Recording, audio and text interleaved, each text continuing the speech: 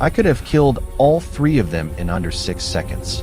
That's the math I did in my head while Julian's designer boot slammed into my ribs. One snap of the wrist, one crush of the windpipe. But I promised her, I promised my daughter before she died, that I would never be that weapon again. So I let them break my nose. I let them spit on me. But then, they took the watch. Hit like, subscribe for more betrayal stories, and comment your city or country. The pavement behind the diner smelled of stale grease and rain. I lay there, curling my body around the pain in my side, tasting the copper tang of my own blood. Look at this trash, Julian laughed, holding the silver Rolex up to the sunlight. Grandpa here is wearing a submariner. Probably stole it from a pawn shop. He was young, maybe 22, with the kind of face that had never known a day of fear. His friends, Kyle and Evan, snickered nervously, kicking dirt onto my worn-out army coat. They saw a homeless old man with a gray beard and shaking hands. They didn't see the retired commander. They didn't see the man who had once locked down an entire insurgency with a single radio command. Please, I wheezed, forcing my voice to crack, playing the part of the victim. Take the wallet. Just leave the watch. It's broken. It's worth nothing to you. Julian sneered, wiping the face of the watch with his thumb. If it's worth nothing, why are you crying over it, old man? Finders keepers. He shoved the watch into the pocket of his leather jacket.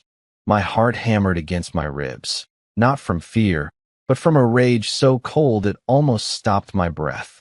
That watch was the last thing my daughter, Amelia, had given me before her deployment. It was the only thing that came back in her personal effects bag. You don't understand, I said, trying to stand up. My knees shook. That watch, it's my daughter's. Julian shoved me back down with a laugh. And now it's mine. Consider it a tax for dirtying up my view. They turned and walked toward a sleek, black SUV parked at the edge of the lot. The license plate read Prince 1. I memorized it instantly. I memorized the tread on their tires, the scar on Kyle's chin, the specific brand of cologne drifting off Julian. I waited until their taillights disappeared around the corner before I stood up. The shaking stopped. The frail old man posture vanished. I straightened my spine, ignoring the sharp stab in my ribs. I wiped the blood from my lip with a dirty sleeve. Eliza, the young waitress who sometimes gave me free coffee, ran out the back door, her eyes wide with horror. Oh my God, Grant. I saw them. She cried, fumbling with her phone. I'm calling the police right now. You're bleeding. Don't worry, Eliza, I said, my voice dropped dead calm. Just tell them what you saw. The police cruiser rolled up 20 minutes later. 2 officers stepped out, looking bored. One of them, Officer Dominic, chewed gum loudly as he looked me up and down. Homeless dispute?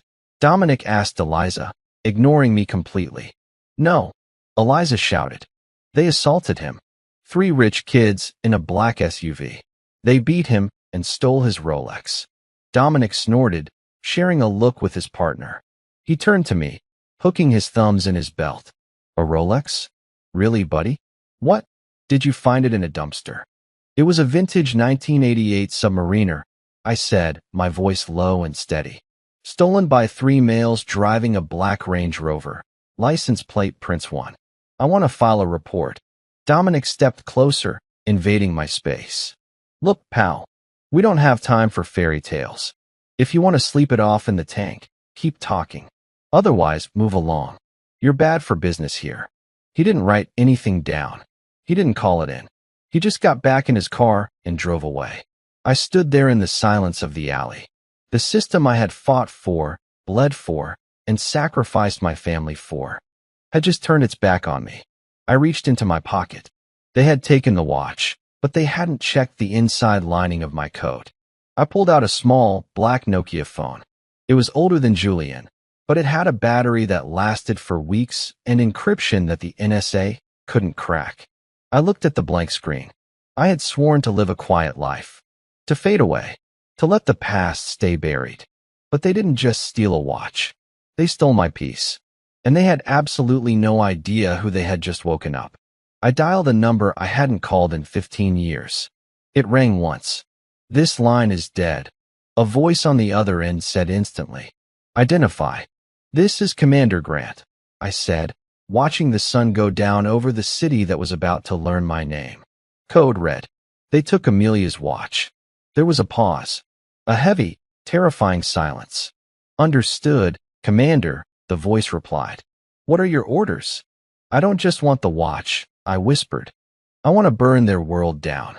The phone felt heavy in my hand, like a loaded gun. "Identify." The voice repeated, sharper this time. "Echo 7 Actual," I said, the old call sign rolling off my tongue like I hadn't spent the last 5 years pretending to be a ghost.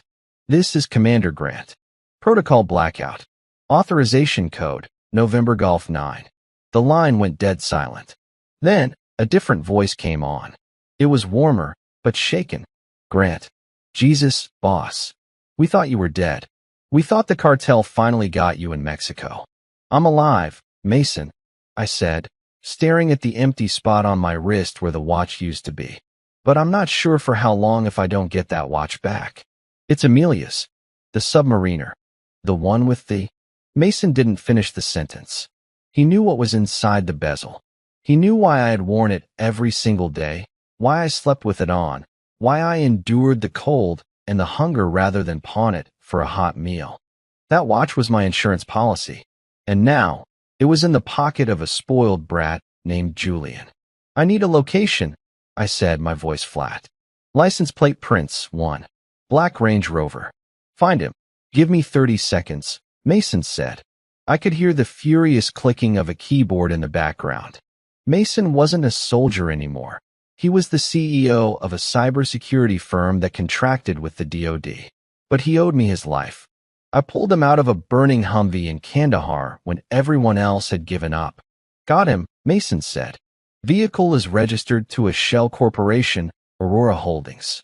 But the GPS ping is coming from a private estate in the Obsession District. 1400 Skyline Drive. That's the Sterling estate, boss." The name hit me like a physical blow. Sterling. I closed my eyes, and for a second, I wasn't in an alleyway. I was back in a courtroom 20 years ago, watching my wife, Morgan, testify against me.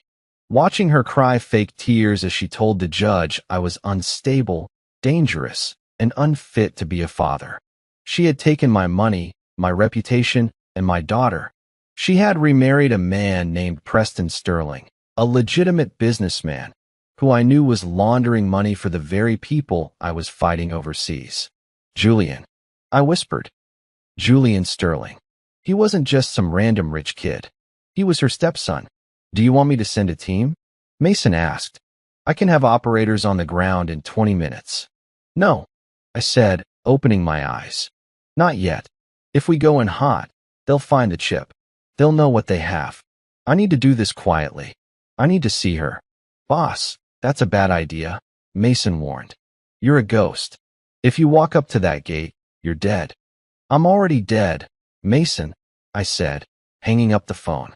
I spent the last of my cash on a razor and a bus ticket. In the bathroom of the bus station, I shaved off the beard that had hidden my face for half a decade. I washed the grime from my skin. I looked in the cracked mirror. The face staring back was older, scarred, and tired. But the eyes were the same. They were the eyes of a man who had nothing left to lose.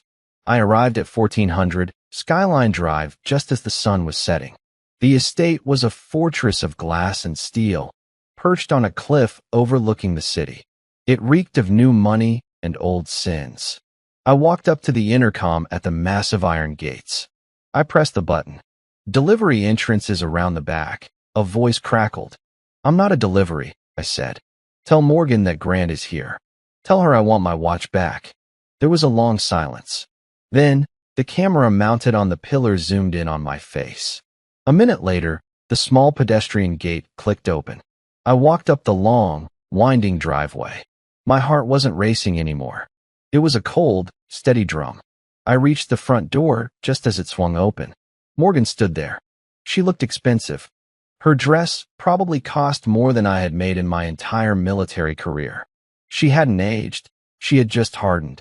Beside her stood Julian, smirking, and two large men in private security uniforms. Well, well, Morgan said, her voice dripping with that familiar poison. Look what the cat dragged in. I thought you died in a gutter somewhere, Grant. You look well, Morgan, I said, ignoring the insult. I looked at Julian. Your boy took something of mine. I'm here to get it back. Give me the watch, and I walk away. No police. No trouble. Julian laughed, pulling the watch out of his pocket. He dangled it by the clasp. This piece of junk. Mom, he's serious. He came all the way here for this. It's Amelia's, I said, my voice breaking just a little. Please. Morgan's expression changed. For a split second, I saw a flicker of something, guilt, fear, but it vanished instantly, replaced by cruelty. Amelia is dead because of you, she spat. Julian, give it here.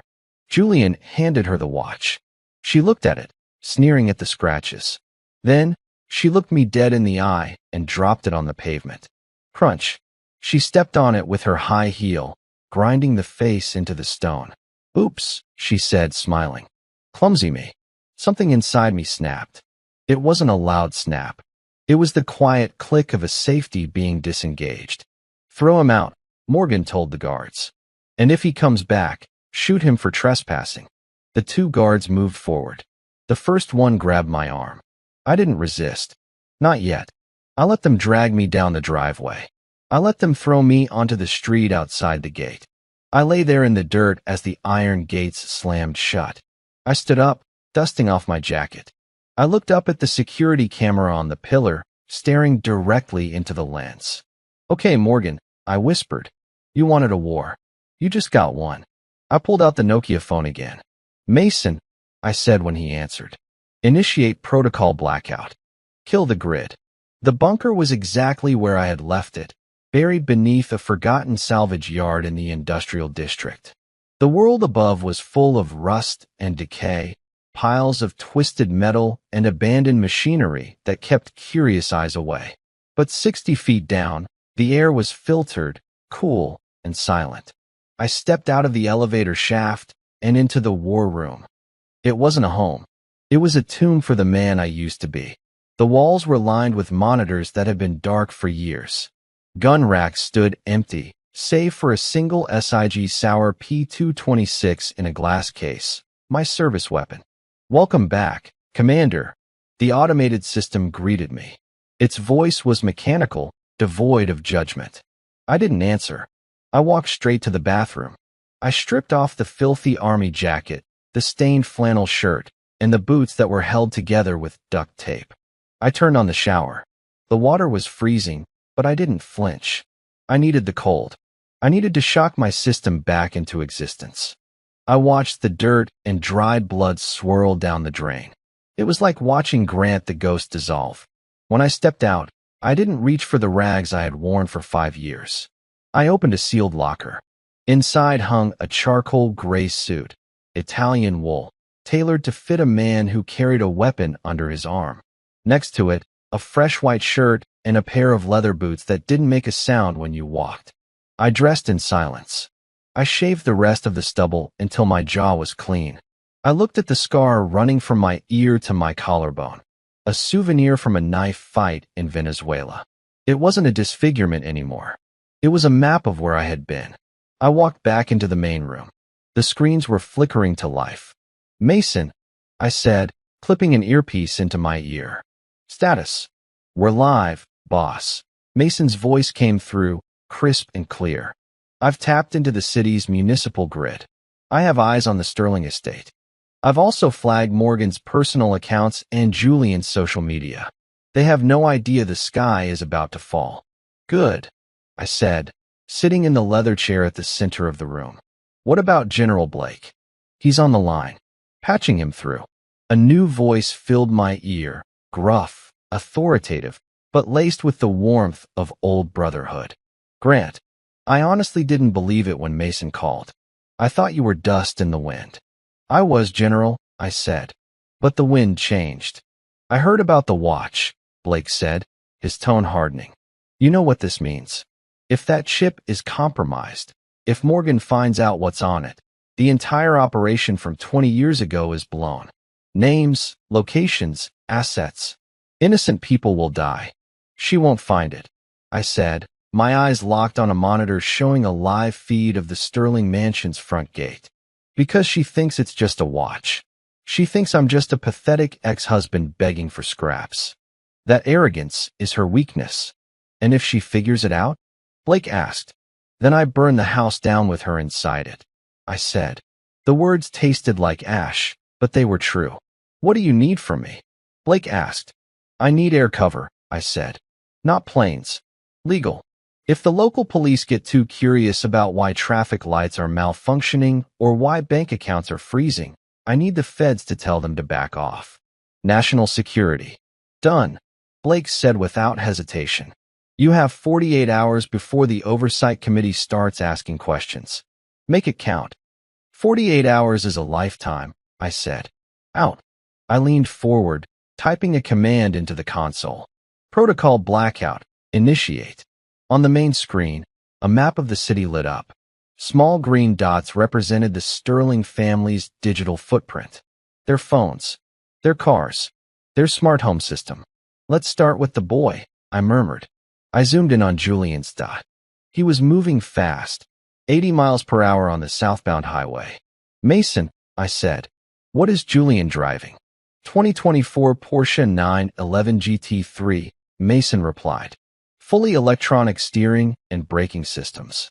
Connected to the cloud for real-time updates. Disconnect him, I said. With pleasure. Highway 101. Southbound Julian was laughing, one hand on the steering wheel, the other holding his phone as he recorded a video for his story. The music was blasting, some bass-heavy track that rattled the windows. Yo, guys, heading to the club right now, he shouted over the music. Just dealt with some crazy homeless guy at the house. Seriously, get a job, right? Anyway, tonight is gonna be lit. VIP tables only. He revved the engine, weaving between two sedans. The speedometer climbed to 95. Then, the music cut out. The dashboard screens went black. The engine didn't sputter, it just died. The sudden silence was deafening. What the? Julian tapped the screen. Piece of junk. He tried to steer toward the shoulder, but the wheel locked up. The power steering was gone. At 90 miles an hour, the car was a guided missile with no guidance. Panic flared in his eyes. He slammed on the brakes. The pedal was stiff, unresponsive. No, no, no, he screamed, dropping the phone. The car began to drift. He wrestled with the wheel, his veins popping in his neck. The Porsche clipped the median, sending sparks flying. It spun out, tires screaming against the asphalt, sliding sideways across 3 lanes of traffic. Horns blared. Tires screeched. The car slammed into the guardrail with a sickening crunch of metal, spinning one last time before coming to a halt in the center lane. Steam hissed from the hood. Julian sat there, hyperventilating, gripping the dead steering wheel. He was alive. Shaken, bruised, but alive. My car, he wailed, looking at the crumpled hood. My dad is gonna kill me. He grabbed his phone to call a tow truck. No service.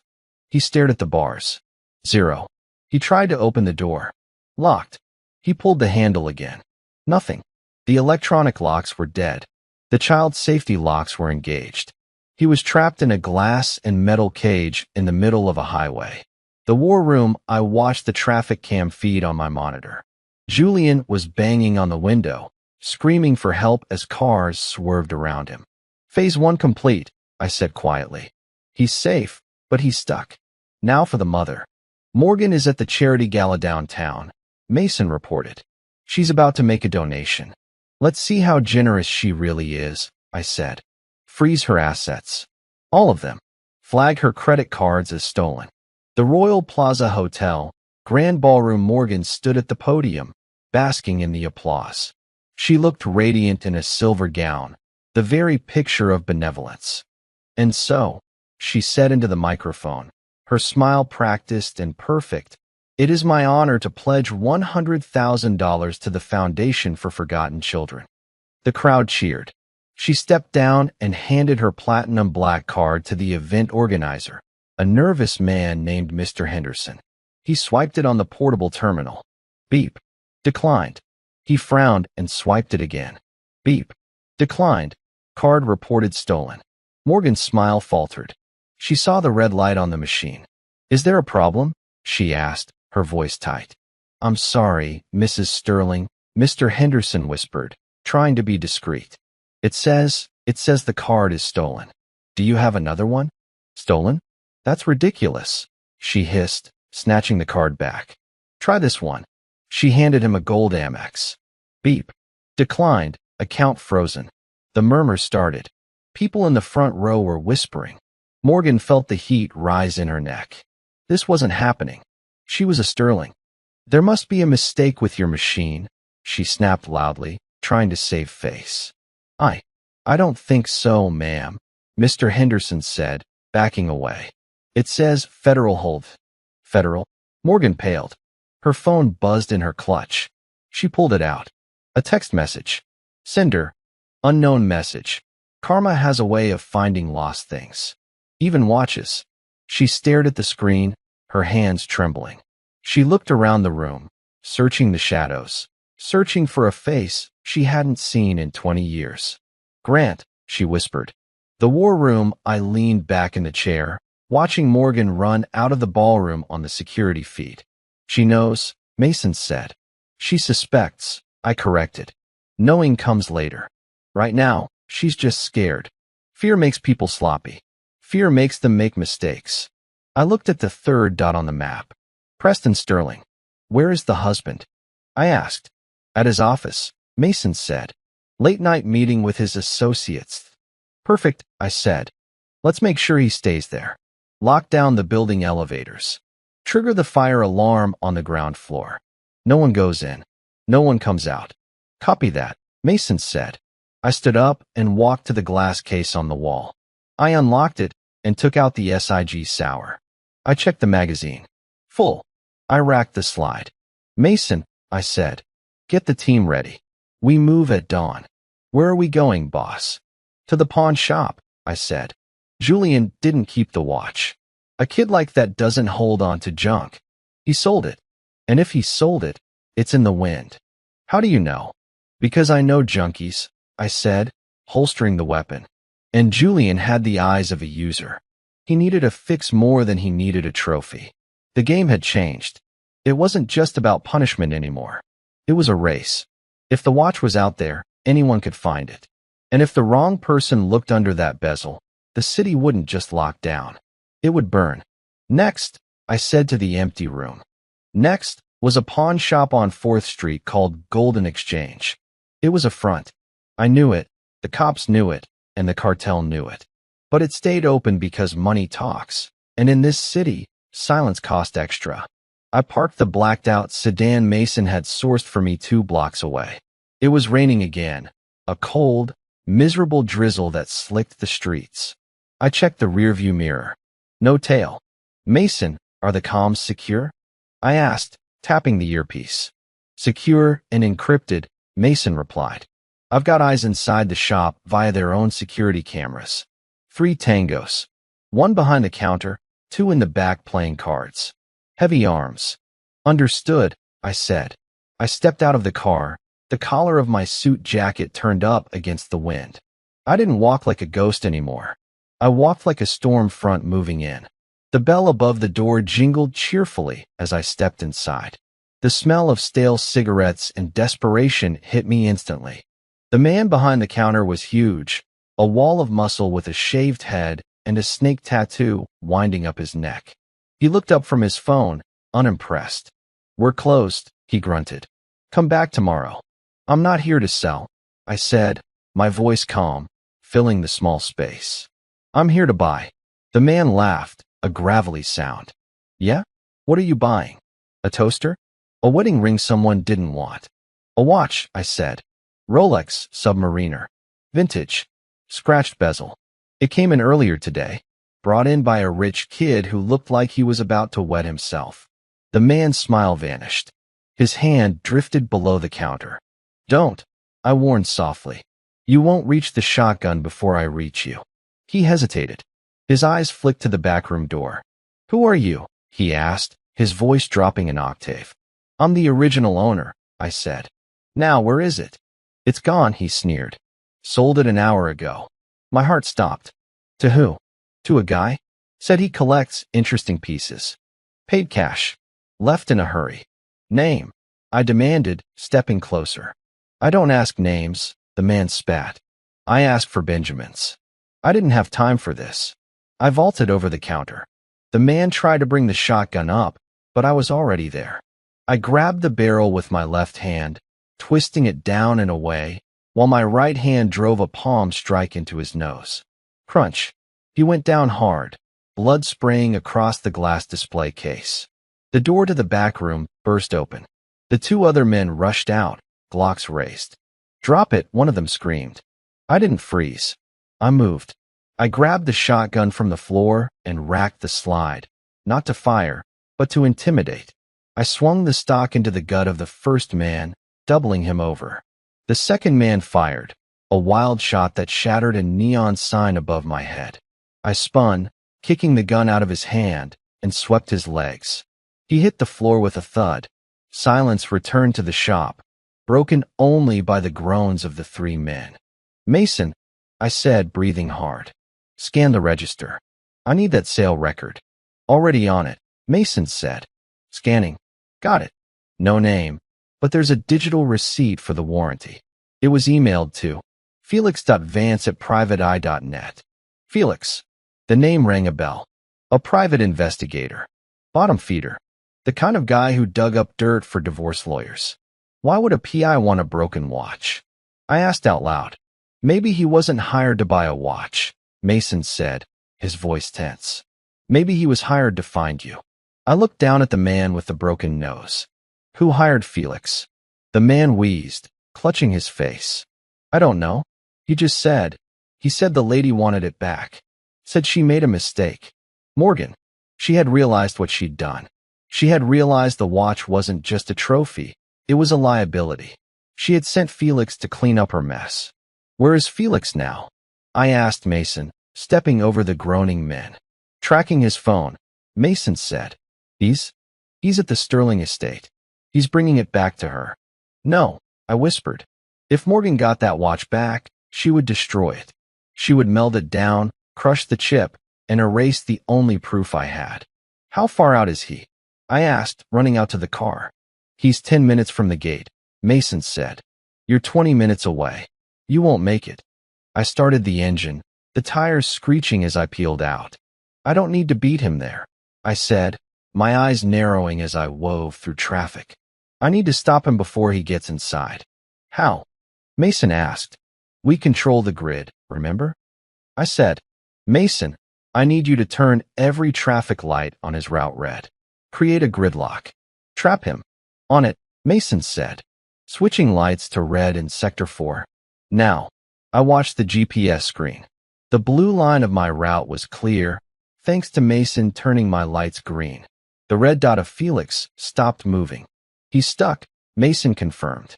"Intersection of 5th and Main. He's boxed in." "Perfect," I said.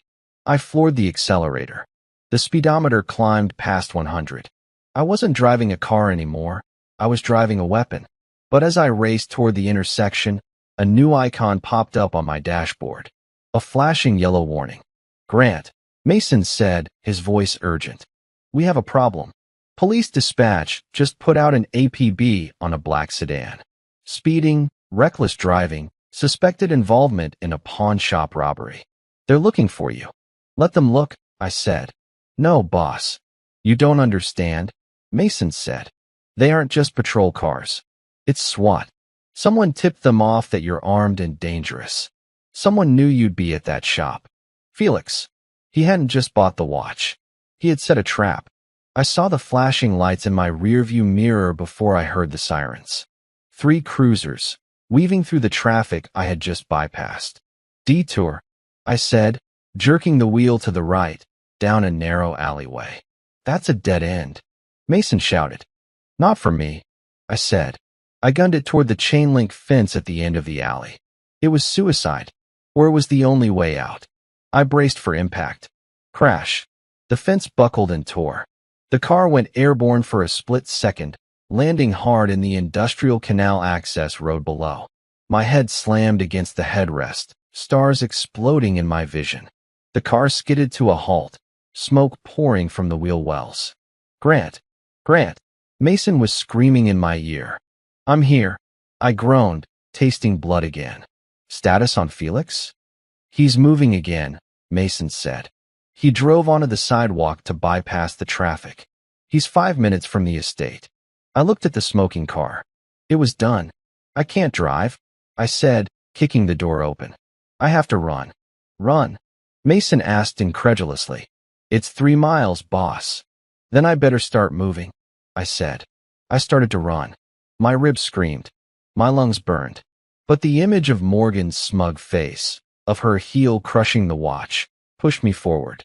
I wasn't just running for a watch. I was running for the truth. And the truth was faster than any lie. The industrial access road was a graveyard of rusted machinery and weeds, but it was my only cover. I ran, the cold air burning my lungs with every ragged breath. My head throbbed from the crash, a warm trickle of blood running into my eye, but I didn't slow down. Mason, I wheezed, tapping the earpiece. Status on Felix. He's still boxed in, Mason replied, his voice tight. But he's getting impatient.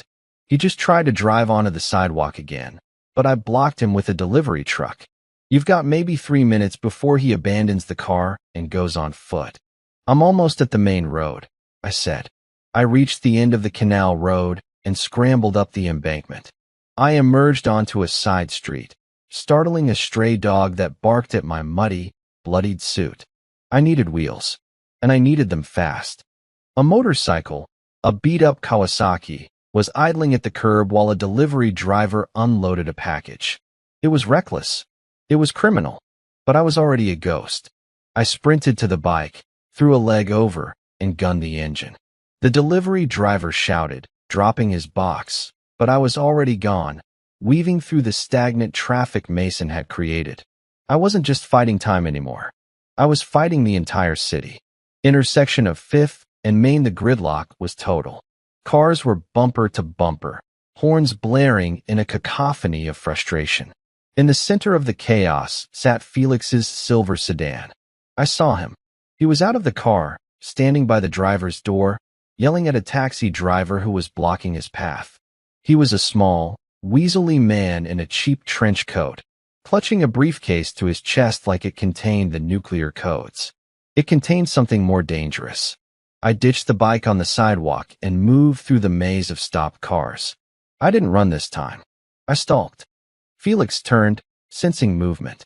His eyes widened when he saw me, a battered, bleeding figure in a ruined suit walking toward him with the intensity of a reaper. He didn't ask who I was. He knew. He scrambled back into his car, locking the doors. He fumbled for something in the glove box. A gun. I didn't give him the chance. I drew the SIG Sauer from my holster. I didn't aim at him. I aimed at the engine block. Billionaire. Billionaire. 2 shots rang out, shattering the gridlock's noise. Steam hissed violently from Felix's hood as the radiator exploded. The crowd screamed and ducked. I walked up to the driver's window. Felix was shaking, the gun in his hand forgotten. He looked at me through the glass, terror etched into his pale face.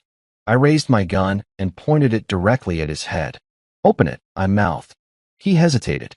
I racked the slide. Felix unlocked the door. I ripped it open and dragged him out by his collar. He yelped, dropping the briefcase. It hit the asphalt with a heavy thud. Don't kill me, he shrieked, holding his hands up. I'm just the messenger. She made me do it. Where is it? I growled, pressing the barrel of the gun into his cheek. In the case. It's in the case. I shoved him to the ground and grabbed the briefcase. I popped the latches. There it was, resting on a bed of velvet. The Rolex Submariner. The crystal was cracked from where Morgan had stepped on it. But the bezel was intact. I let out a breath I didn't know I was holding. Grant, Mason's voice screamed in my ear. SWAT is 1 block away. You have to go? Now. I looked down at Felix. He was curled into a ball, sobbing. "Tell Morgan," I whispered. That time just ran out. I grabbed the watch, shoved it into my pocket, and left the briefcase. I turned to run, but the wail of sirens was deafening now. Blue and red lights bounced off the wet pavement. They were here. "Mason," I said, scanning for an exit. "I'm cut off." "Look up," Mason said. I looked up. A drone, a small, commercial quadcopter, was hovering above the intersection. "Follow the drone," Mason commanded. "It will lead you to the subway entrance. It's your only way out. The tunnels will shield you from their thermal cameras." I sprinted after the drone, dodging terrified pedestrians. "Freeze! Police!" A voice boomed over a loudspeaker. I didn't freeze. I vaulted over a taxi and dove into the subway entrance just as the first bullets chipped the concrete behind me. I tumbled down the stairs, hitting the turnstile hard. I didn't stop. I jumped it and ran down the platform.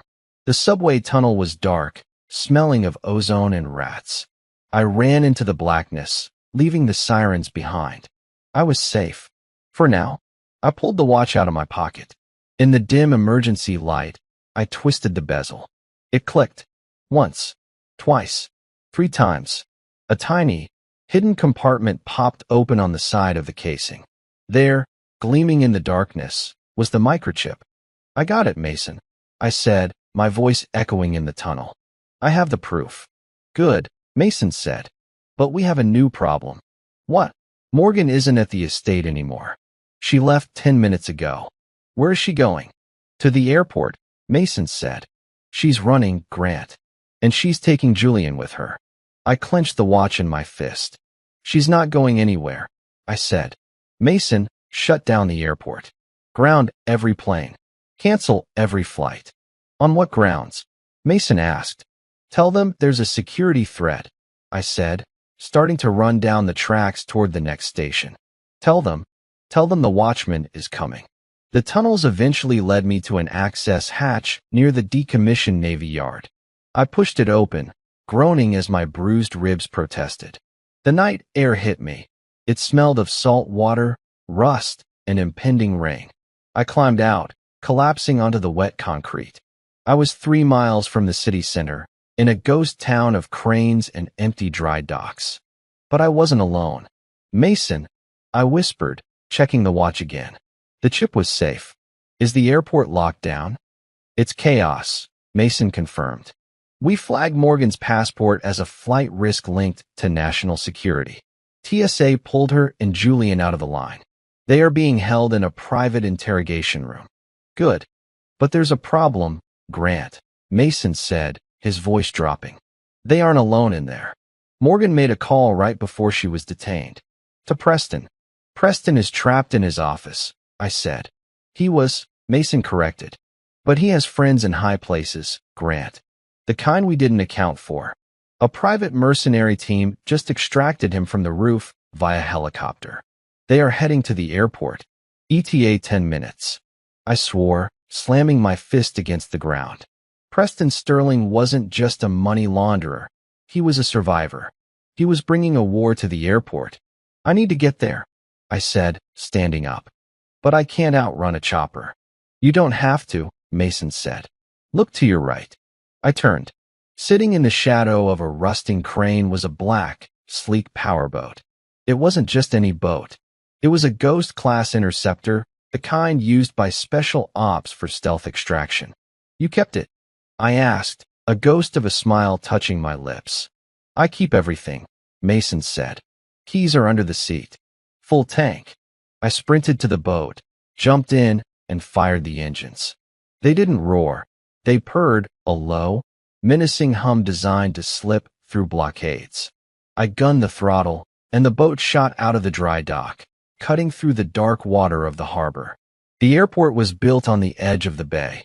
I could see the control tower flashing in the distance. "Mason," I said over the wind, "I'm going to breach the perimeter from the water. Guide me to the holding room." "You have company," Mason warned. "Preston's chopper is landing on the tarmac. His men are moving toward Terminal 4. They are going to kill everyone in that room to silence Morgan." "Why?" I asked. "She's his wife."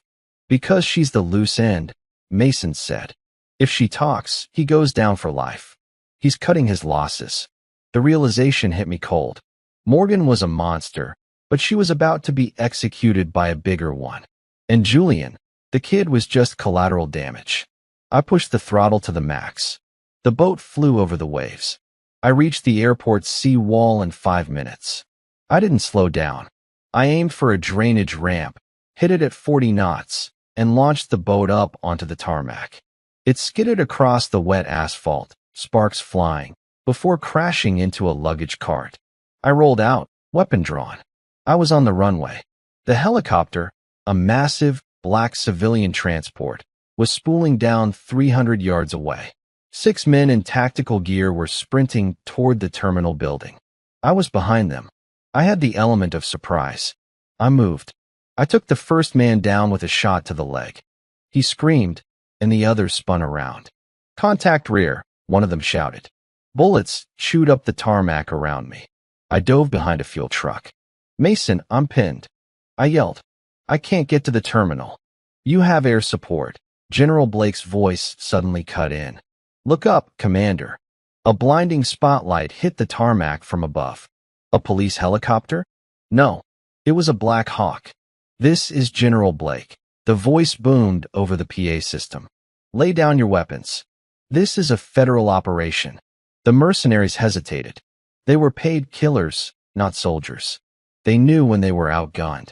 But one of them, the leader, didn't stop. He broke away, sprinting toward the terminal door. He wasn't trying to fight. He was trying to finish the job. "He's going for Morgan," I shouted. I broke cover. I ignored the shouts from the Black Hawk. I chased the leader into the terminal. He burst through the security doors.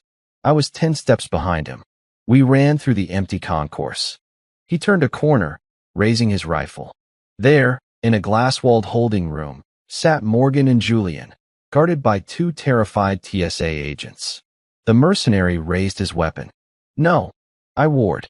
I didn't have a clear shot. He was too close to the glass. If I missed, I'd hit the civilians. I did the only thing I could. I threw my gun.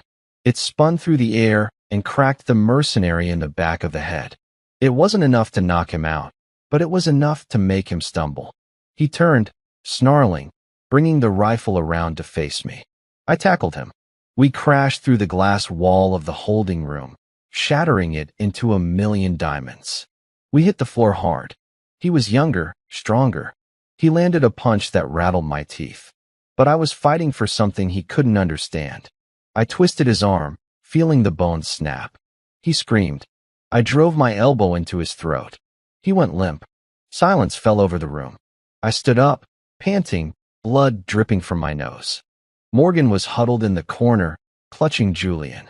She looked at me, really looked at me, for the first time in 20 years.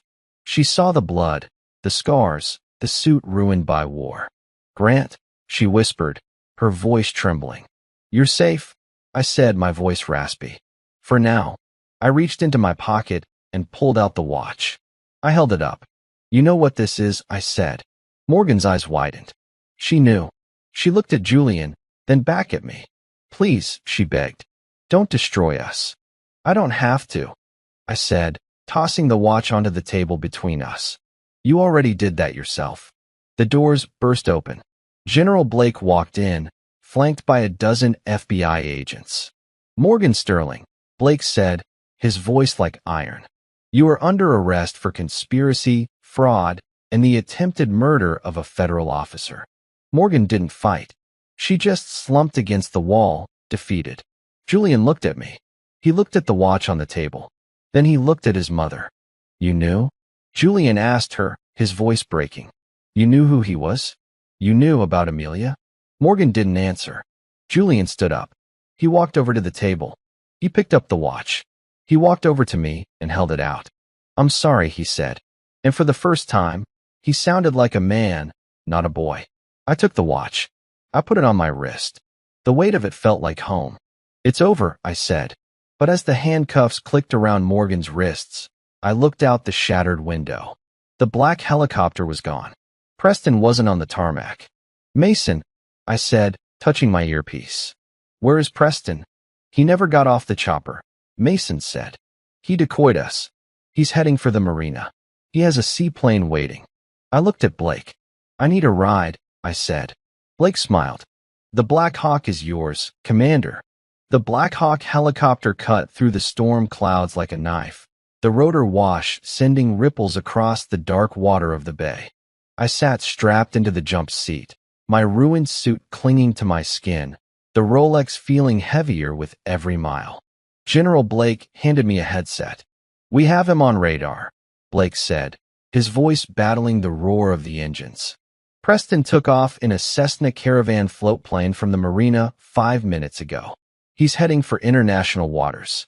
If he crosses the 12-mile line, we lose jurisdiction.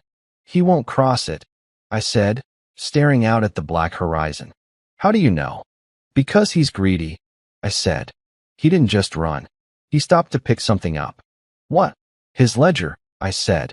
Preston keeps a hard copy of every dirty dollar he ever laundered. He doesn't trust the cloud. He keeps it in a safety deposit box at the offshore bank on Catalina Island. That's where he's going first. Blake looked at the pilot. Change course. Intercept vector for Catalina. The helicopter banked hard to the right. Mason, I said into the comms. Confirm Catalina. Confirmed, Mason replied. I'm tracking the transponder. He's landing in Avalon Harbor in 4 minutes. But Grant, he's not alone. He's meeting someone there. Who? A cartel extraction team, Mason said. They're waiting on a yacht. The Viper. It's heavily armed. If he gets on that boat, he's gone. He's not getting on that boat, I said. I looked down at the water rushing by. We were closing in on the island. I could see the lights of Avalon shimmering in the distance.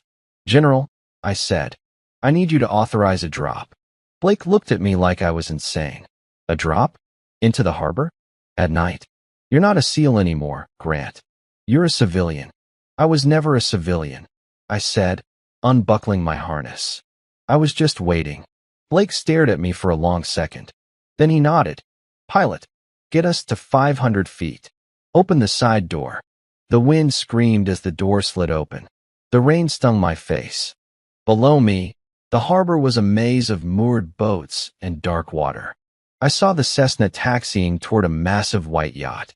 A small tender boat was already moving to meet it. Good hunting, Commander, Blake yelled. I jumped.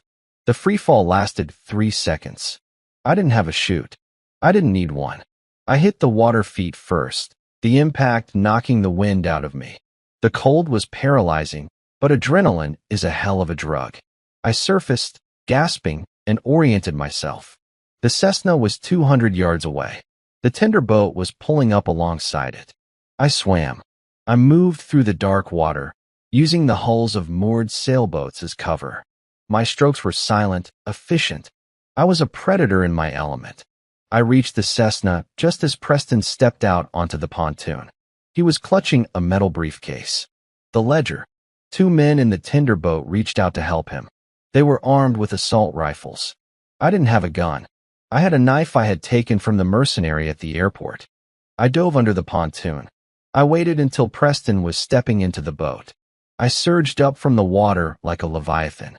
I grabbed the ankle of the first gunman and yanked him into the sea. He didn't even have time to scream. The second gunman spun around, but I was already moving. I threw the knife. It struck his shoulder, and he dropped his rifle into the water with a splash. Preston froze. He looked down at me, his face pale in the moonlight. You? He stammered. You're supposed to be dead. I am dead, I said, pulling myself onto the boat. I'm the ghost you made. He swung the briefcase at my head. I ducked, driving a fist into his gut. He doubled over, wheezing. I grabbed him by the lapels of his expensive suit and slammed him against the console of the boat. The ledger, I demanded. Go to hell, he spat.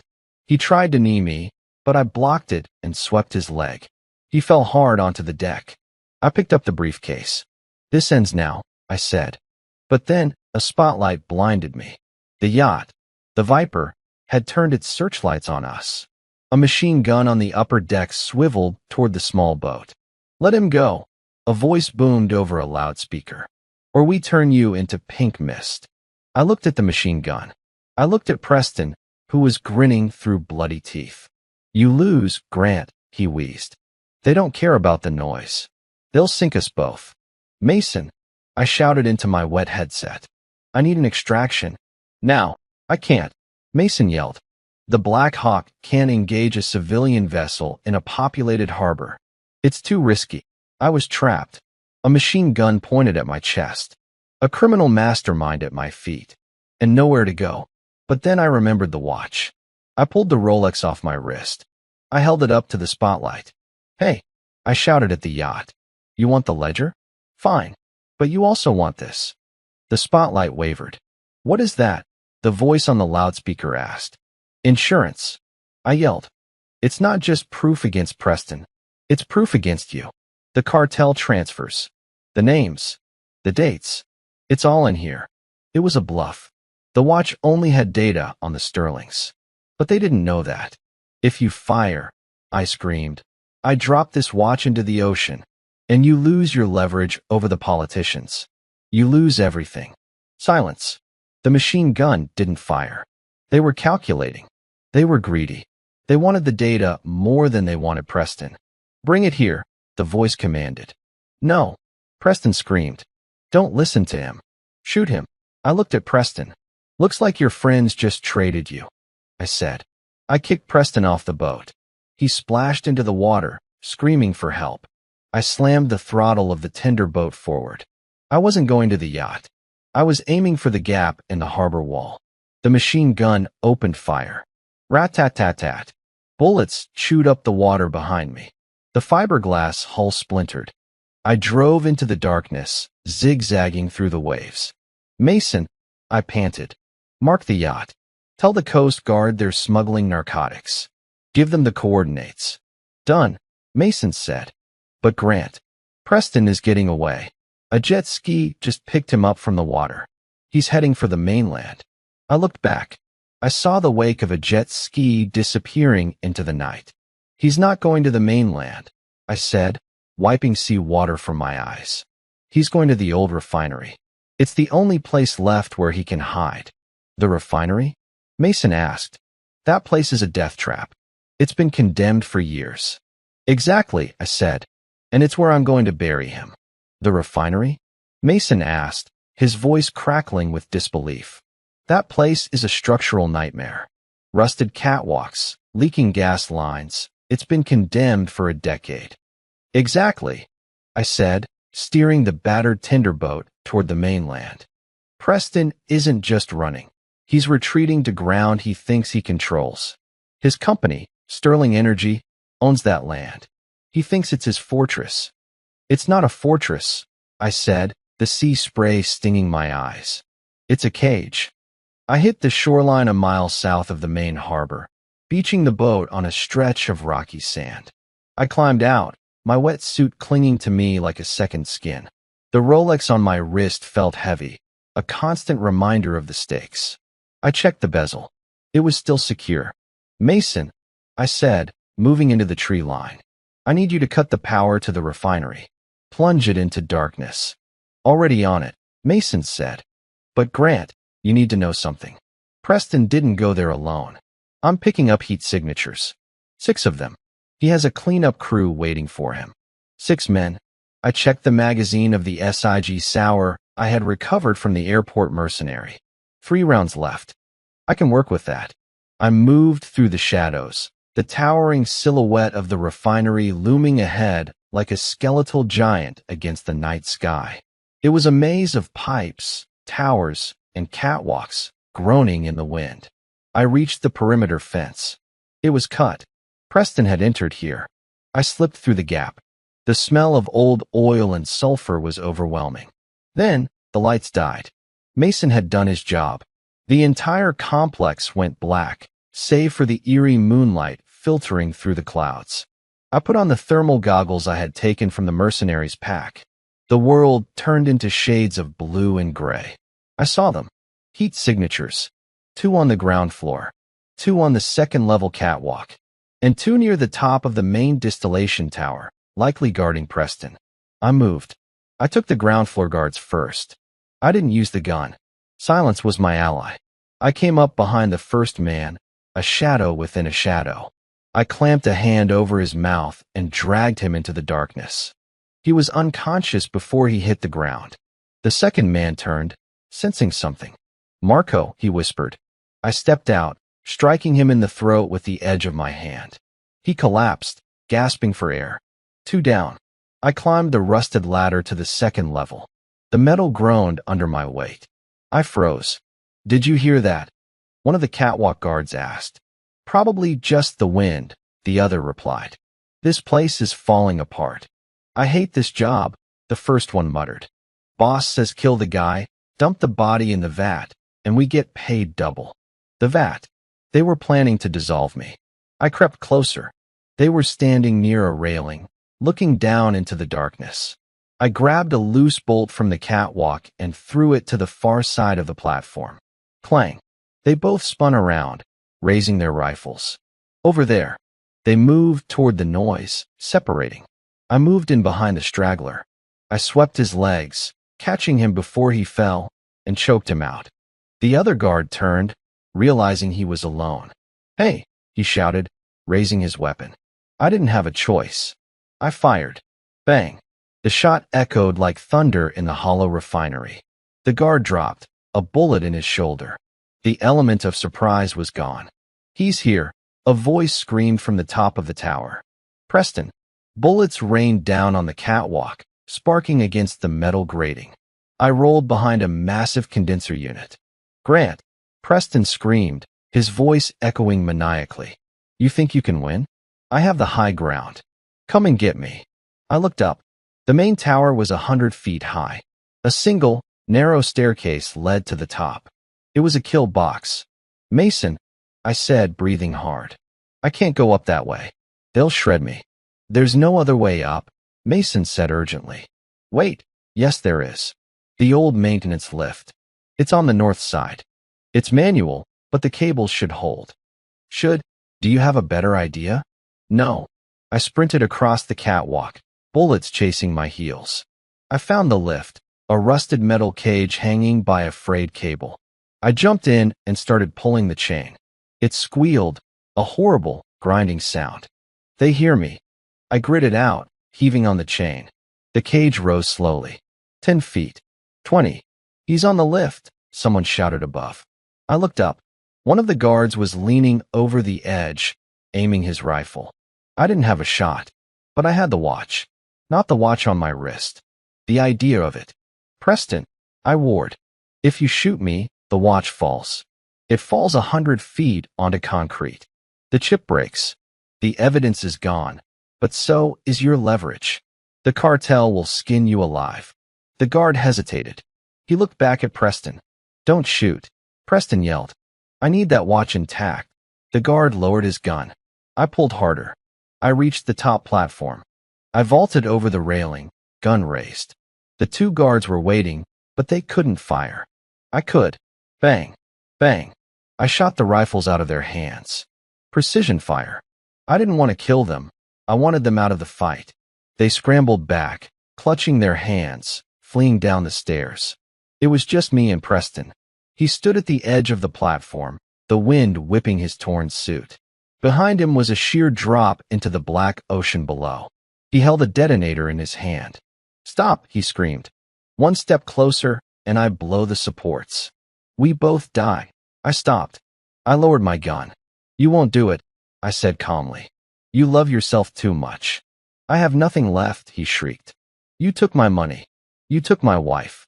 You took my life. You took my daughter," I said, my voice cold as the grave. Preston's eyes widened. That was an accident. The brakes on her car. It wasn't supposed to happen like that. It was supposed to just scare her." "You tampered with her brakes," I whispered. The truth I had suspected for 5 years was finally confirmed. To get to me, she was asking too many questions. Preston yelled. "She found the accounts." I had to stop her. He was confessing, and he didn't even know I was recording it. I tapped the bezel of the watch. "Thank you," I said. "For what?" he sneered. "For the confession." I lunged. He clicked the detonator. Click. Nothing happened. Preston stared at the device in horror. What? Mason jammed the signal, I said, grabbing him by the throat. You really think I'd come up here without insurance? I slammed him against the railing. He dangled over the edge, his feet kicking at empty air. Please, he begged, clutching my arm. I'll give you everything. The money. The accounts. Billions. Just pull me up. I looked into his eyes. I saw the fear. I saw the pathetic man who had destroyed my world for greed. I thought about dropping him. It would be so easy. Gravity would do the work. But then I looked at the watch on my wrist. Amelia's watch. She wouldn't want this. She wouldn't want her father to be a murderer. I pulled him back onto the platform. I threw him to the ground. You don't get the easy way out, I said, standing over him. You get to live. You get to sit in a concrete box for the rest of your life, knowing that an old man with a broken watch took you down. I turned away. Preston snarled. He reached into his jacket. A hidden pistol. Grant. Mason shouted in my ear. I spun around. Preston raised the gun. Bang. But the shot didn't come from him. Preston dropped the gun. He looked down at his chest, where a red stain was spreading. He looked at me, confused. Then he fell forward. Dead. I looked past him. Standing at the top of the stairs, holding a smoking pistol, was Julian. He was shaking. Tears were streaming down his face. He killed her, Julian whispered. He killed Amelia. I walked over to the boy. I gently took the gun from his hand. It's over, son, I said. He collapsed into my arms, sobbing. The sirens wailed in the distance. The cavalry was coming. But the war was finally over. The war was over, but the cleanup had just begun. I stood at the edge of the refinery, watching the paramedics load Julian into an ambulance. He was wrapped in a shock blanket, his eyes vacant, staring at nothing. He had saved my life. He had killed the man who murdered his stepsister. But in doing so, he had shattered the last piece of his childhood.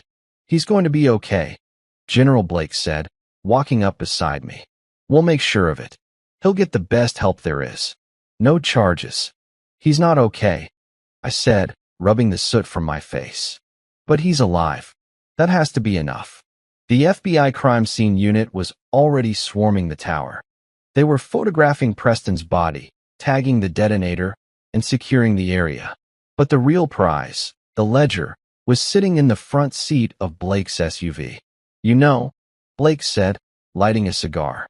You just took down one of the biggest money laundering operations in the hemisphere. The cartel isn't going to be happy. You have a target on your back the size of Texas. I'm used to it, I said. We can put you in witness protection, Blake offered. New name, new life, somewhere warm. I looked down at the Rolex on my wrist. The scratches on the bezel told a story of survival. I already had a new life, I said. It didn't work. I'm done hiding, General. So what now? Blake asked. Preston is dead. Morgan is in custody. The watch is safe. What does the ghost do when the haunting is over? I looked at the city skyline in the distance. The lights were coming back on. Mason had restored the grid. The chaos was fading, replaced by the steady rhythm of normalcy. I have one more stop to make, I said. Where?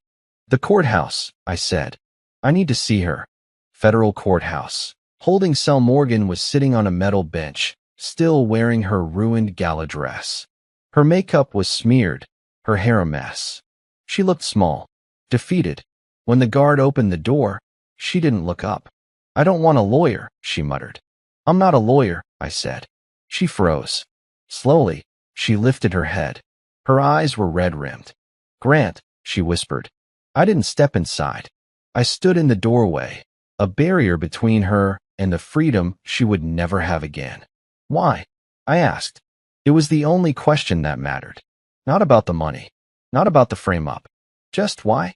We were happy once, Morgan said, her voice cracking. Before the deployments. Before the PTSD. But you were always gone. And Preston, he was there. He offered me the world. He offered you blood money, I said.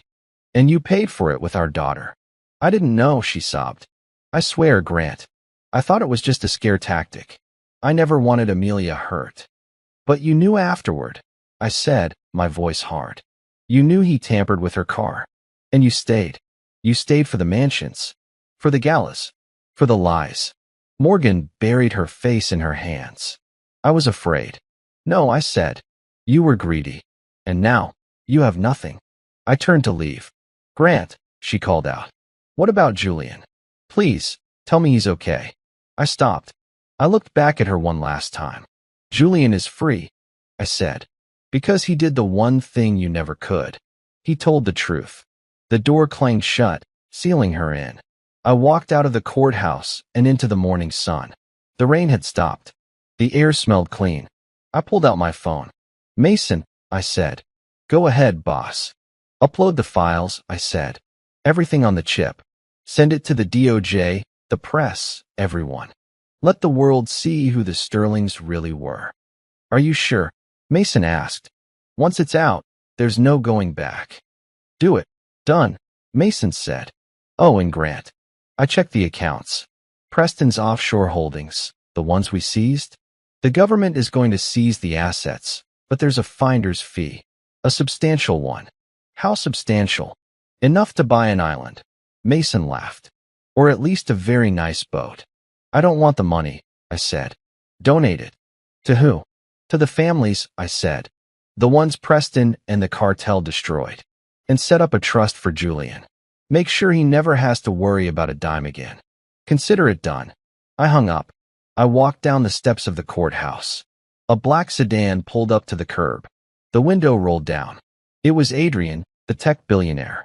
He looked tired but relieved. Get in, Adrian said. I bought you breakfast. I smiled. A real smile. I could eat, I said. I got in the car. Where to? Adrian asked. I looked at the watch. It was ticking steadily. The time was 8 o'clock. A new day. Take me to the cemetery, I said. Oakwood Memorial Park. The grass was wet with dew. I walked to the simple headstone under the oak tree. Amelia Grant, beloved daughter, 1998 to 2020. I knelt down. I traced the letters with my finger. Hey, kiddo, I whispered. I got it back. I took off the watch. I held it in my hand, feeling the weight of it. I promised I'd fix this, I said. I promised I'd make them pay. And I did. I placed the watch on the headstone. It sat there, gleaming in the sunlight. But I'm not going to keep it, I said. It belongs to you. It always did. I stood up. I felt lighter. The ghost was gone. The soldier was retired. I was just a father who had kept his promise. I turned and walked away, leaving the watch behind, leaving the past behind. I reached the car where Adrian was waiting. You ready? He asked. Yeah, I said. I'm ready. Ready for what? I looked at the horizon. The world was big, and there were still wolves out there. To live, I said. 5 years later. The coffee shop in downtown Seattle was crowded with the morning rush. Suits, students, and tourists jostled for space. I sat at a corner table, nursing a black coffee, watching the rain streak against the glass. I didn't look like a ghost anymore. The scars were still there, but the haunted look in my eyes had faded. I wore a simple sweater and jeans. I looked like anyone else. A young man walked in. He was tall, confident, wearing a tailored navy suit. He scanned the room, spotted me, and smiled. It was Julian. He wasn't the spoiled brat in the sports car anymore. At 27, he was the CEO of the Sterling Foundation, a charity dedicated to helping veterans and victims of corporate fraud. You're late, I said as he sat down. Board meeting ran long. Julian said, signaling the waitress. We just approved the grant for the new PTSD center in Chicago. It's going to help a lot of people, Grant. Good, I said. Your mother would have hated it. Julian's smile faltered for a second, but he recovered. I visited her yesterday. How is she? Older, Julian said quietly. The prison life doesn't suit her. She asks about you sometimes. What do you tell her? I tell her you're gone, Julian said. That you vanished. It's kinder that way. I nodded. It was better if Morgan believed the ghost had faded away. It gave her one less thing to hate. Julian reached into his briefcase and pulled out a sleek, black box. He slid it across the table. Happy birthday, he said. I looked at the box. I don't celebrate birthdays, Julian. Open it. I lifted the lid. Inside sat a watch. But it wasn't the scratched, vintage Submariner. It was a brand new Rolex Explorer. Simple. Rugged. No hidden chips. No secrets. The inscription is on the back, Julian said. I turned it over. To the man who woke me up. Jay? I felt a lump in my throat. I put the watch on. It felt different than Amelia's. It didn't carry the weight of the past. It felt like the future. Thank you, I said. There's something else, Julian said, his tone shifting.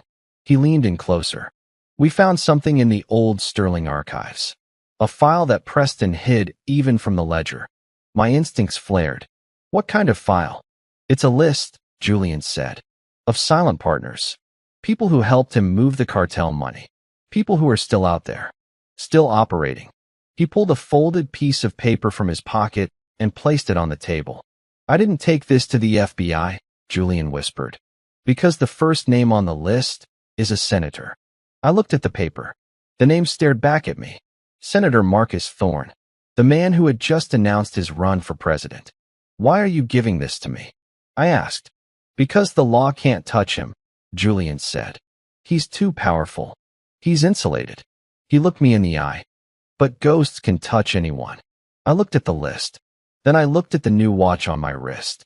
I had promised myself I was done. I had promised Amelia I would find peace.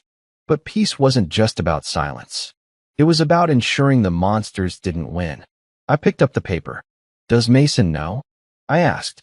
Who do you think decrypted the file? Julian grinned. I stood up. I threw a 20 on the table for the coffee. Tell the board you're taking a sabbatical, I said. Why? Because we're going to Washington, I said. Julian stood up, straightening his tie. The fear I had seen in him 5 years ago was gone, replaced by a cold resolve that mirrored my own. I'll drive, he said. We walked out into the rain. The city was gray and busy and oblivious. They didn't know that the war hadn't ended. It had just moved to a new battlefield. I checked the time on my new watch. The hunt was on. The rain beat against the windshield as Julian drove us out of the city, the wiper blades counting time like a metronome. We weren't heading to a safe house. We weren't running anymore. We were heading straight into the storm, toward Washington, D.C., where Senator Thorne was currently shaking hands and kissing babies, unaware that his own ledger was sitting in the glove compartment of a black sedan. I looked at the new Rolex Explorer on my wrist. The 369 on the dial glowed faintly in the gloom. It was a tool watch. It was meant for climbing mountains, for surviving extremes. It was perfect. You know, Julian said, breaking the silence, his hands steady on the wheel. We don't have to do this. We could mail the file. We could leak it to the Times anonymously. You could go back to the island. I could go back to the foundation. I looked out the window at the blur of pine trees. We could, I admitted. But anonymous tips get buried. And leaks get plugged. Men like Thorne, they rely on the fact that people get tired. That ghosts eventually fade away. And you're not tired? I thought about Amelia. I thought about the cold nights in the bunker, the taste of stale coffee, the weight of a gun in my hand. I was exhausted. But exhaustion was a feeling. Duty was a state of being. Not yet, I said. We crossed the state line as the sun began to break through the clouds. It was a pale, watery light, but it was enough to see the road ahead. What happens after Thorne? Julian asked. Is there another name on that list? Another mission? I picked up the folded paper from the dashboard. There were 5 other names below Thorne's. Judges, CEOs, power brokers who had built their empires on the bones of people like me. Maybe, I said. Or maybe Thorne is the last domino. We won't know until we push it. Julian glanced at me. You're enjoying this, aren't you? I smiled. It wasn't a happy smile, but it was a real one. I'm not enjoying it, Julian. I'm just awake. We pulled into a rest stop near the Capitol. The Washington Monument was visible in the distance, a white needle piercing the sky. I got out of the car and stretched. The air smelled of ozone and gasoline. I leaned against the hood, watching the traffic flow by. Thousands of people, living their lives, blind to the wars being fought in the shadows to keep them safe. Julian stood beside me. He looked like a young wolf now, sharp, dangerous, ready. "We have a meeting with the Director of National Intelligence in an hour," Julian said, checking his phone. "General Blake set it up. He says if we bring the physical drive, he can authorize a special council by tonight."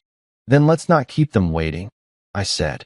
I opened the car door, but before I got in, I looked back at the road we had traveled. From the alley behind the diner to the steps of the Capitol. It had been a long walk. "Julian," I said. He looked over the roof of the car. "Yeah." "You asked me what happens after," I said. "When the list is done. When the watch stops ticking." "Yeah." "We build something," I said. "We don't just burn the bad. We build the good. That foundation of yours, it's going to need a director of security." Julian grinned. "I think I know a guy, but he's expensive. He likes vintage watches and doesn't sleep much." "I'm sure we can work something out," I said. We got in the car. The engine roared to life. As we merged back onto the highway, heading toward the seat of power, I realized that Amelia's watch wasn't just a timekeeper. It was a compass. And for the first time in 20 years, I knew exactly where I was going. The ghost was gone. The watchman was here. And he was just getting started. The Yindi wait. Ask yourself this. If you held the power to expose the darkest secrets of the world's most powerful people, but it meant you could never go home again, would you light the match? Tell me in the comments. Where in the world are you watching this story unfold from? Represent your city. And one last request. If this story kept your heart racing, leave a like and subscribe to join our squad. It's the only way to make sure you don't miss the next mission. Speaking of missions, I need to know, what kind of story should we hunt down next? Do you want more military revenge thrillers? Quiet psychological mind games? Or maybe something supernatural? Let me know what you want to hear, and I'll write it just for you. Until then, stay sharp. We'll see you in the next epic story.